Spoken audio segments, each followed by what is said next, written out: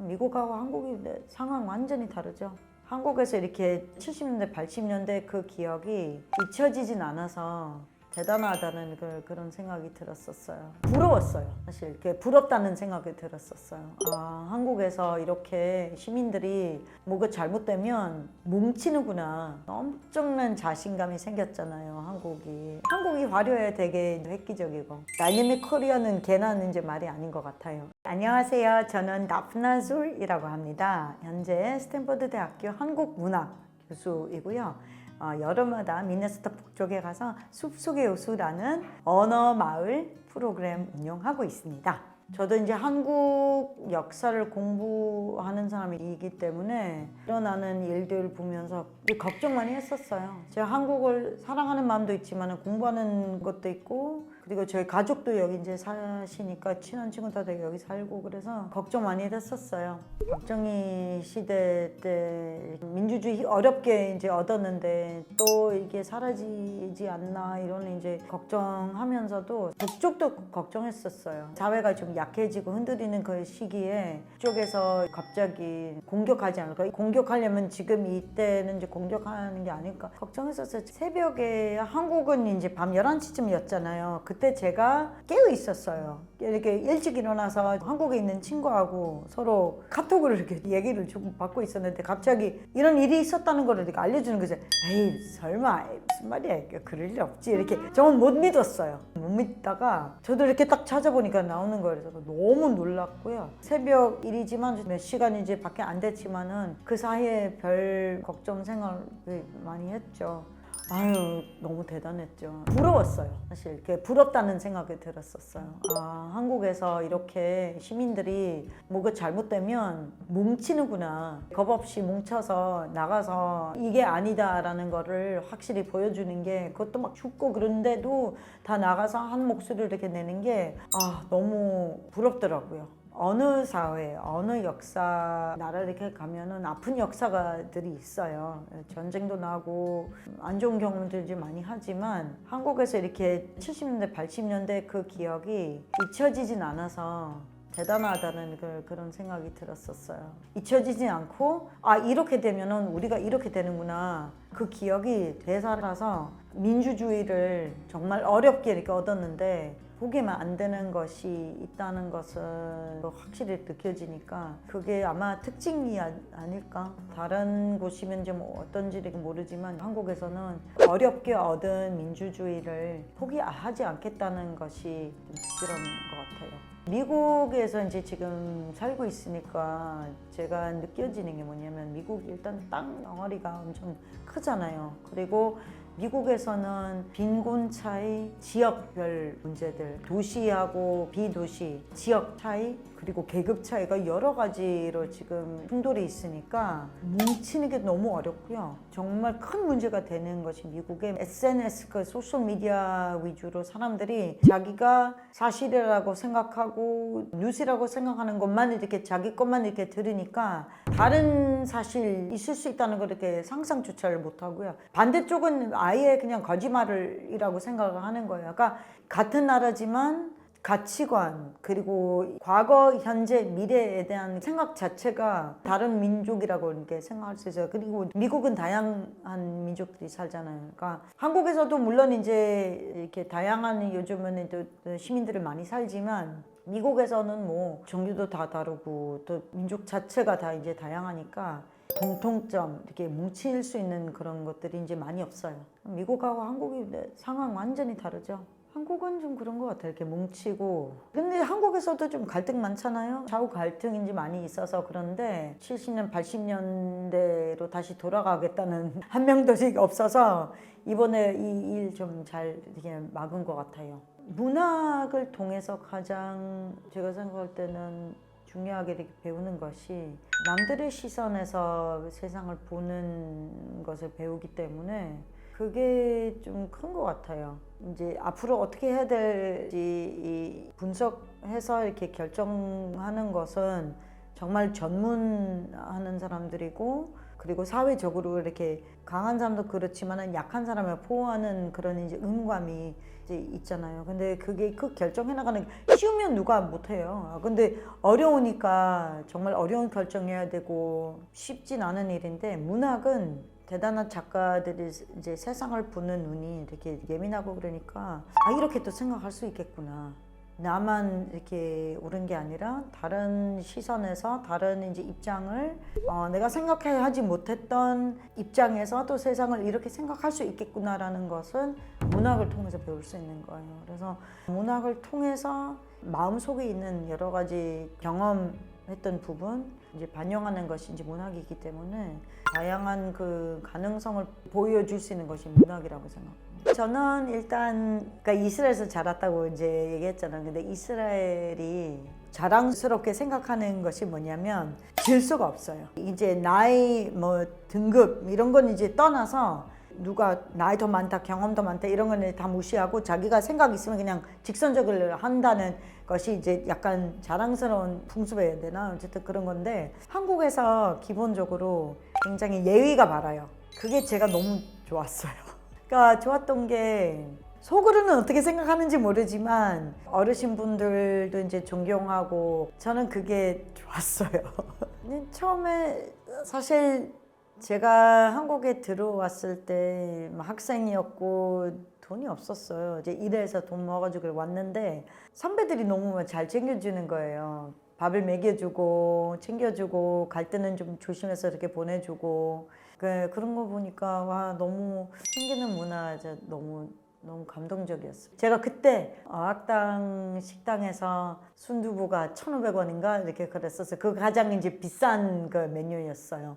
비빔밥은 1,200원이었나? 이제 사 먹고 중간에 뭐 배고프면 뭐 이렇게 삼각김밥이라든지 이렇게 좀 먹고, 그리고 이제 버스비 쓰고. 그러니까 근데 가끔씩 이렇게 같이 나가면 그때 이제 곤란하죠. 그때 이제 옆에서 항상 누가 챙겨주고 그랬던 게 너무너무 고마웠어요. 저는 이제 어렵다는 거는 또 어떻게 알아서 그런지 어쨌든 잘 챙겨줘서, 제가 그때 이제 나이가 어리니까 오빠 뭐 언니라는 말 이렇게 하는 자체가 저 너무 재밌었어요. 선배들이 잘 챙겼다는 걸 말씀드렸는데 반대로 조금 부담스러운 게 좀 있었어요. 오늘 이거 안 하고 싶고 다른 거 하고 싶은데 뭔가 좀 의무감으로 이 그룹하고 같이 다녀야 되는 그런 일들이 있었어요. 저는 혼자 움직이고 싶고 이건 안 하고 싶다는 그런 거 있었는데 혼내기도 하고, 그리고 좀 이렇게 눈치 있게 보니까 내가 지금 따로 하면 안 되겠구나라는 그런 것 좀 있었어요. 그래서 한편으로는 되게 챙겨줬던 거는 되게 좋았는데, 한편으로는 자유를 조금씩 포기해야 된다는, 양보를 해야 된다는 그런 것도 같이 있었어요. 제가 원래 태어날 때부터 곱슬머리예요. 제 곱슬머리 자연이에요. 제가 그때 20살인데 뒤에서 이렇게 보고 있으면 아줌마라고 불러요. 너무 기분 안 좋은 거예요. 기분 상한 거예요. 제가 그때 이제 한국말을 잘 하지를 못했지만 아줌마 소리 누가 듣고 싶겠어요. 왜 아줌마라고 불러? 이렇게 막 벌써 얼굴이 탕했나? 이렇게 했는데 생각해보니까 머리가 곱슬머리라 사람들이 제 얼굴을 안 보고 그때 처음 알았어요. 그래서 곱슬머리 때문에 아줌마 소리 들어야 되나?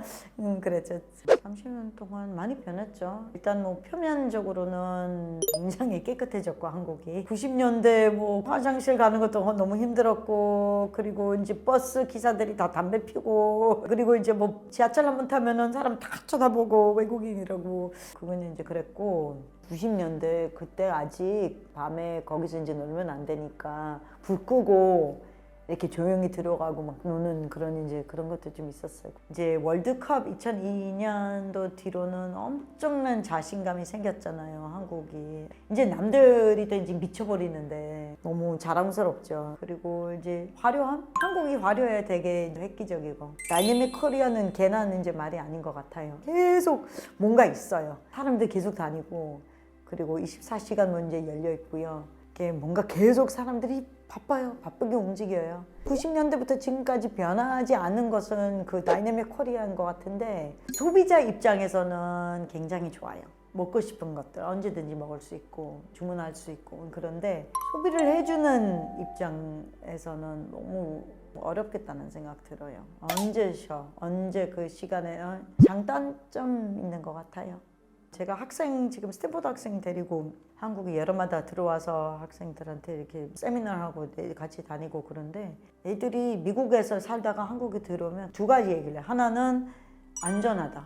밤 늦은 시간까지 제가 돌아다녀도 위험하게 이렇게 느껴지진 않다는 건 대도시 그래도 큰 도시인데 범죄율이 그래도 좀 이제 적은 편이고 사람들이 좀 챙겨주겠다는 그런 이제 자신이 있어서 한국을 되게 굉장히 안전하게 이렇게 생각을 하고요. 두 번째 애들이 좋아하는 거는 대중교통이에요. 대중교통 너무 편하고 너무 잘 되어 있으니까 미국 특히 캘리포니아 사는 애들이 너무 이게 부러운 거예요. 예, 캘리포니아 내 대중교통이 이제 안 되어 있어서 여기는 그래도 깨끗하고 편리하고 빠르고 자기가 가고 싶은 곳에 다 갈 수 있고 싸게 그게 아무튼 굉장히 인상 깊더라고요. 확실히 한국에서 일단 다니는 거는 편해요. 이게 또 인프라가 잘 돼 있어서 앱이나 뭐 이런 이제 정보는 금방금방 알아볼 수 있고 저는 이제 그게 재밌는 것 같아요. 지하철 다닐 때는 제가 앱으로 지하철 이제 어떻게 갈아타고 어디로 가야 되는지 이런 건 이게 그거 정보 그 기본이고 그 다음에 어떤 칸에 서 있으면 더 이제 빨리 갈아탈 수 있는 그런 것까지 가르쳐 주니까 제가 그게 너무 즐거워요. 빨리빨리 갈아타고 빨리 다음으로 이렇게 넘어가고 싶은 그런 게 있어요. 네.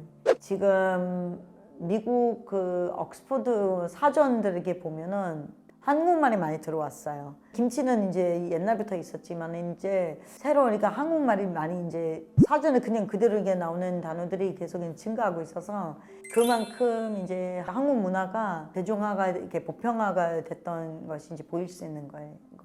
이제 그만큼 한국이 이렇게 특수한 것들이 이제 음식이라든가 술이라든가 특수한 것들이 보편화가 됐으니까 이게 번역할 때나 쓸 때 가로치고 아니면 수락 놓고 이럴 필요가 없어요. 왜냐면 이제 사전에 나오니까. 전에는 이렇게 뭔가 이 말 던지면은 뭐 언니, 오빠, 뭐 김치, 뭐 소주, 뭐 된장 설명해야 되나, 가로 넣어야 되나, 푼노 넣어야 되나, 주삭을 넣어야 되나 이랬는데 지금은 그렇게 안 해도 돼요. 그냥 넣어도 돼요. 독자들이 모르는 단어가 있으면 찾아보면 돼요. 아니면 미리 다 알고 있든지 아니면 이렇게 그냥 사전으로 이렇게 보든지 특별히 제가 추가적으로 말을 이제 설명을 안 해도 되는 그런 게 좀 많이 생긴 것 같아요. 사전에 이렇게 들어간 개념들이 이제 많이 들어오고 보니까 이게 이제 더 이상 뭐 설명 안 해도 이제 될 정도로 다 그냥 대중화가 됐다는 증명이 되는 거예요.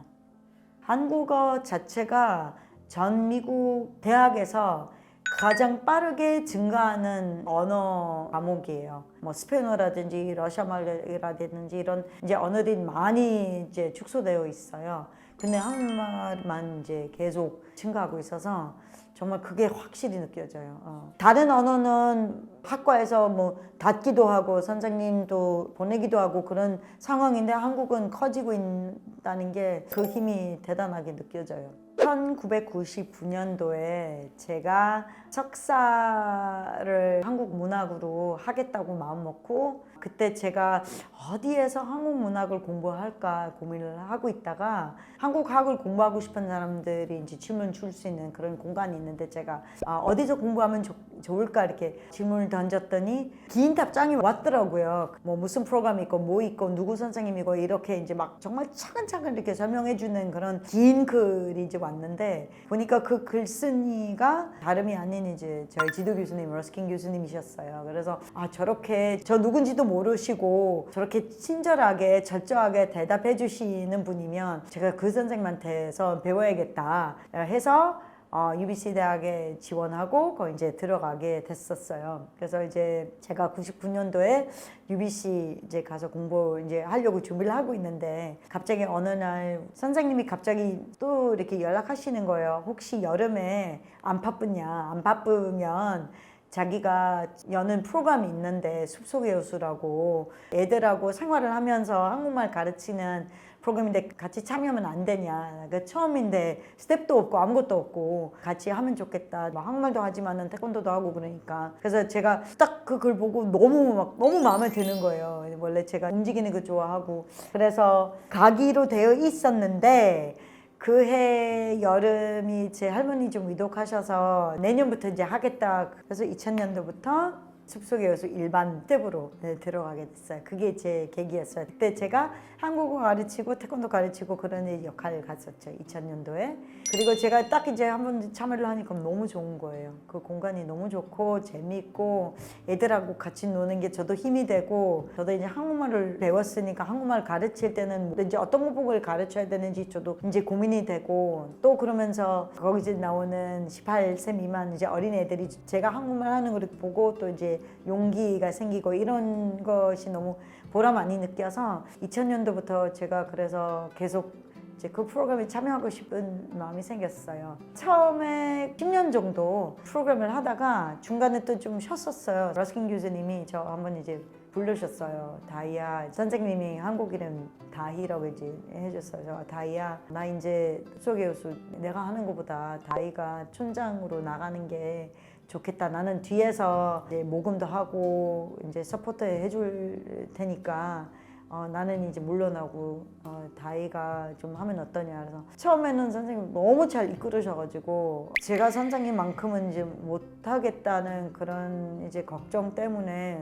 과연 제가 이렇게 해도 되나 이렇게 했었는데, 선생님도 이제 부탁도 하시고 저도 한번 좀 도전해보겠다 해서 이렇게 벌써 10년이 됐어요. 그래서 총 제가 숲속에서 일한 시간이 20년이 됐는데 10년은 그냥 일반 스텝이었고 10년은 이렇게 천장으로. 저 원래 그 컨코리아 랭귀지 빌리지 다 언어 마을이 14가지가 있잖아요. 마을이 이제 우두머리가 닌이라고 그래요. 닌. 학장. 근데 학장이라고 그러니까 너무 이제 대학적인 그런 이제 느낌이 되고, 그리고 좀 엄격한 그런 이제 그 이미지여서 근데 학장은 아닌 것 같고, 그러면 이제 뭐라고 부를까 하다가 이제 마을 촌이니까 촌장님 이렇게 할까 했었어. 그래서 촌장 이렇게 됐어요. 원래 컨코리아 랭귀지 빌리지 프로그램 자체가 K-12이에요. 고등학교까지 다니는 아이들한테 이렇게 몰입 교육식으로 언어를 배울 수 있는 공간이 바로 컨코리아 랭귀지 빌리지의 교육 방식이에요. 어릴 때 어릴수록 이제 언어를 습득을 할 수 있는 능력이 이제 웬만한 거 이렇게 다 있으니까, 이 어릴 때는 한 번에 언어 2개, 3개, 4개, 5개 이렇게 들을 수 있는 능력이 있어요. 숲속의 여수 자리가 정해져 있기 때문에 저희는 여름마다 가르칠 수 있는 학생이 제한이 있어요. 거의 매년 100명에서 130명 정도, 지금까지 3,000명 정도 가르쳤죠. 숲속의 여수가 18세 미만 학생들이 와서 공부를 하잖아요. 그러면 18세 미만 공부하는 애들이 대학 가서도 계속 이제 한국말을 배우려고 하니까 전체적으로 이렇게 대학 가서 계속 공부하는 애들이 대부분이에요. 요즘 특히 2010년도 뒤로부터는 한류 관심이 많다는 것. 이 여름에 한 100 몇 명씩이 보면은 한 80% 정도는 아마 한류 관심 때문에 한국어를 공부하고 이제 배우고 싶은 계기가 되고요. 나머지는 가족이 한국인이기 때문에, 아니면 주변에 한국 친구가 있었는데 한국말이 너무 신기하다, 너무 뭐 재밌을 것 같다는 그런 이제 이유도 있어요. 완전히 달라요. 왜냐하면 저희는 똑같이 커리큘럼 나가고 똑같이 애들은 레벨 이렇게 평가를 해요. 그러니까 얘가 어디까지 이제 알고 있는지, 그러니까 까만 눈인지 아니면 정말 뭔가 이제 좀 유창한지 이렇게 다 레벨별로 다 나뉘어진 다음에 그 학생들한테 가장 맞는 그런 커리큘럼 이렇게 나눠서 이렇게 가르치긴 해요. 2주 뒤에 4주 뒤에 얼만큼 이렇게 배워가는지 그게 그 아이에 더 달려 있고요. 그러니까 어떤 아이는 정말 막 완전 다 이렇게 습득을 해가지고 뭐 누르면 이렇게 나오는 그런 애들도 있는 반면에 그까지 자기 이름조차 외우기 어려운 이제 아이들도 이제 있어요. 다 잘 하진 않아요. 근데 대부분 아이들이 정말 배우고 싶은 마음 가지고 오면은 많이 배워요. 특히 이제 한국 풍습, 한국의 이제 어떤 문화적인 그런 이제 바탕이 이제 없는 아이들이 이제 인사하는 법, 아니면 두 손으로 이렇게 뭐 물건 받는 법, 아니면 언니 오빠 이제 그 호칭